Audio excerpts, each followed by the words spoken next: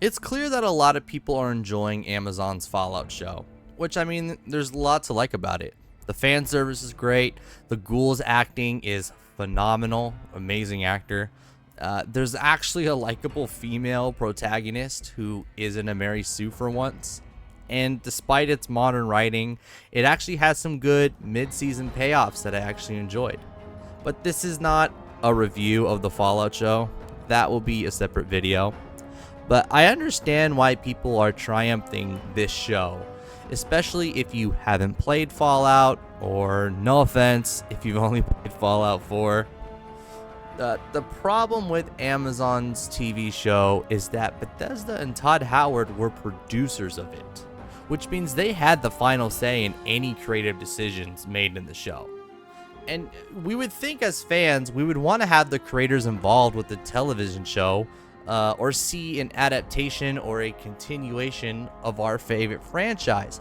But more often than not, we're seeing that when original creator or even familiar writers come back to our said franchise, doesn't guarantee a lore accurate or even a good, respectable product anymore. So Todd Howard, he was the one that told Amazon to place the show's setting in California, and he himself said that it's canon. So this show is not an adaptation, and it's not a cinematic universe like other video game Netflix adaptations are, like One Piece or Cowboy Bebop, because fans who dislike those adaptations can easily dismiss them as just that. And we don't really have a problem because we can always just go watch the original. But no, this is a continuation of the series. This is Fallout 5, or as Todd Howard likes to put it, Fallout 6, because in regards to him producing, right, talking with the Amazon writers, he in an interview said that, well, when there are things where I said, there were times where I said, don't do this because we are going to do that in Fallout 5, Howard teases. And just remember, Bethesda bought the series Fallout after 1 and 2 were already done. So Todd Howard's first Fallout was Fallout 3. Immediately after the success of Fallout 3, a different studio made its sequel, Fallout New Vegas. Obsidian made Fallout New Vegas, not Todd Howard's Bethesda. And so Todd Howard's Fallout 3 takes place in the East Coast in Washington, D.C., while the first two games take place in California on the West Coast. That's where the New California Republic comes in, right? And then in New Vegas, that wasn't made by Todd Howard's Bethesda, they kind of continued on with that lore, with the Mojave Desert, with the New California Republic growing and colonizing and imperializing, right? As much as I like Fallout 3, New Vegas is just the superior game, right? It even integrated lore from the previous two Fallout games that weren't even owned by Bethesda. The studio was different, the owners were different, like that is impressive. And I think Todd Howard resents the fact that Obsidian made a better Fallout game than Bethesda. And so what does he do when he has the Amazon show come out? He tells the writers to take the setting of the show in California after all the games. Stay away from the East Coast, all right? Go back to the West Coast, and that's your playground, where all the original lore comes from. It's just clear that Todd Howard resents the fact that Obsidian made a better game than him. It's just what it looks like. So on to the subject matter, where many Fallout New Vegas fanboys like myself are arguing on Twitter that the Prime series has retconned major events in Fallout, regarding specifically the faction of the New California Republic. And I want to get this out of the way and say, boys, we gotta stop using the word retcon, all right? Because that is just such an easy argument that they use against us. It's not a retcon, okay? The Amazon Prime Fallout show did not retcon anything, and we have to stop saying that because they did not change or rewrite any canon of the games, all right? Despite the hiccups, all right? But so watching this show feels like watching Force Awakens or any other Hollywood sequel or prequel, where they ruin the existing IP and the characters they're using by giving them new motives and internal dialogue via these prequels or sequels. So for Terminator Genesis, for example, we learn that Sarah Connors actually hates being a mother, ultimately assassinating her character, and it makes it hard to rewatch the classics with this context in the back of your head. That is the point of postmodernism. They think it's cool and different, right? To give you a different perspective that ruined the originals. And same with Star Wars, right? With the Star Wars sequels. Everything that Han, Luke, and Leia worked for in the original trilogy all goes to waste. And the rebellion goes back to being the rebellion.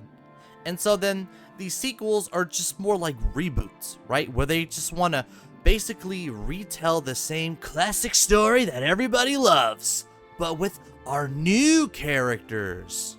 That's the goal of it. And that's where I see this Fallout show going. The world of Fallout is a post-apocalyptic wasteland of man trying to rebuild society, where after the world's governments lost the war on resources, the war continues with mankind's individual struggle just to look after oneself, or a communal struggle to establish themselves as new entities within the fallout of nuclear annihilation. War never changes. That was the whole meaning behind it's a meme at this point, but it was a beautiful line once upon a time ago, right? But that's what that phrase meant. And so the show dives both into the past before the bombs, right? Before the war, and after the events of the Fallout games. It does both as well. I think the writing does it well, the prequel and the sequel, you know, the future versus the past, it does it really well, I think. But these events in the show change what functionally makes Fallout. And so I'm going to go into spoilers. I'm going to assume you've already seen the show because I mainly just want to talk about the last 3 or 4 episodes with what I have a problem with. And the reason why I think the show feels like Force Awakens is how they treat the faction of the NCR. According to the show, the New California Republic was never about a group of vault dwellers who survived outside their vault, who wanted to establish liberty, manifest law and order to the ruthless wasteland, inspired by all the patriotic ideals of their past that were preserved in their vaults, right? Very similar to Lucy's vault. And I really loved this scene where her and Maximus go to Shady Sands to discover that it's gone, that it's been nuked. And her whole life in the vault, she thought it would be her people that would come to the surface and colonize and you know, manifest democracy or a republic or whatever, right? Bring humanity back to the surface. But she finds out that the NCR already did it first. And this beautiful scene is just ruined, man. Ugh. Lucy finds out that the NCR was nuked. And followed by Numbnut saying, well, if it makes you feel any better, it didn't work out. Because all this dude can do is think about himself. So, the capital of the New California Republic has been nuked. But apparently, they're still around. There are, air quote, remnants of the New California Republic. And you see that later at the end of the show with the Rangers as they go from, I don't know, somewhere around California to somewhere in Nevada. I'm not sure how that still means they're around. It means that they're not a republic anymore, that they're just some like underground rebellion, which is just, it's destroying a faction. It's going back to square one. And what's worse too is Vault-Tec, right? Like the Vault-Tec employees destroy the NCR. So at this point, and then the NCR is ran by just some brown woman that discovered free energy. And this whole conflict between the NCR just trying to establish a republic in a wasteland, just being a pawn of a business lady who was trying to fight a rights war with Vault-Tec because they bought her company and stole her technology from her. And so the whole war never changes. That's because it's the same war. You've added so many details to canon to where this franchise is no longer about the fall of mankind and the rebuilding of society. Because in the background, it's actually the same conflict between two corporations, and all the Vault-Tec people and the brown lady that got her technology stolen, they all cryo-freeze themselves, jump to the future, and you're like, actually, the conflict is really about two corporations having a piss contest about stuff. And to bring this full circle, Todd Howard has been called out about the mishandling of his own franchise's lore, a franchise that he bought, wasn't originally his. He throws the showrunners under the bus, saying it was their idea to blow up Shady Sands. And to their point, the reason for blowing it up would help strengthen the new characters, which is something that we mentioned before.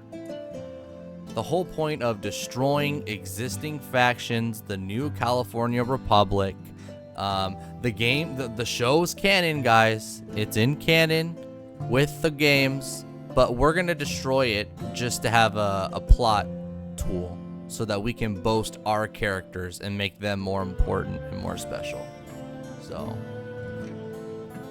it's another reboot, a soft reboot, you could say. That's kind of what all this kind of leads down to. Because, Todd Howard's getting old, man. I don't know how much he's really involved with this.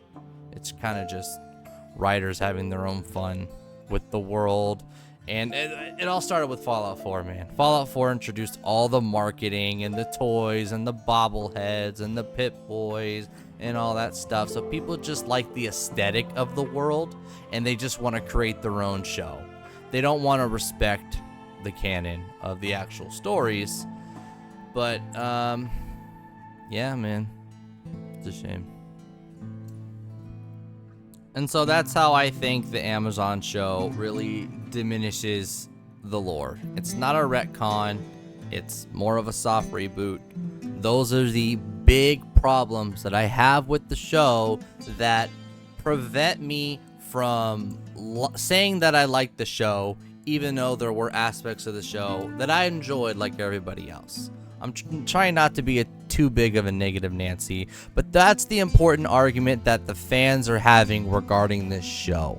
So let me know what you think. It's a hot topic. It's nice to have nerd debates and nerd conversations again. Let me know, did you like the show? Do you agree with maybe my arguments about the lore while still liking the show, man? Thank you so much for watching. And if you disagree with anything I say, thanks for staying here for that long. I really respect your time because you have respected my time to share my thoughts, opinions, and feelings. So please like the video if you liked it.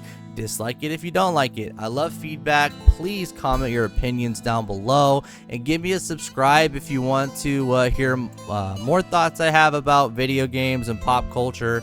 And I will be coming out with a full review of the series coming very soon. So good night, everybody. See you again.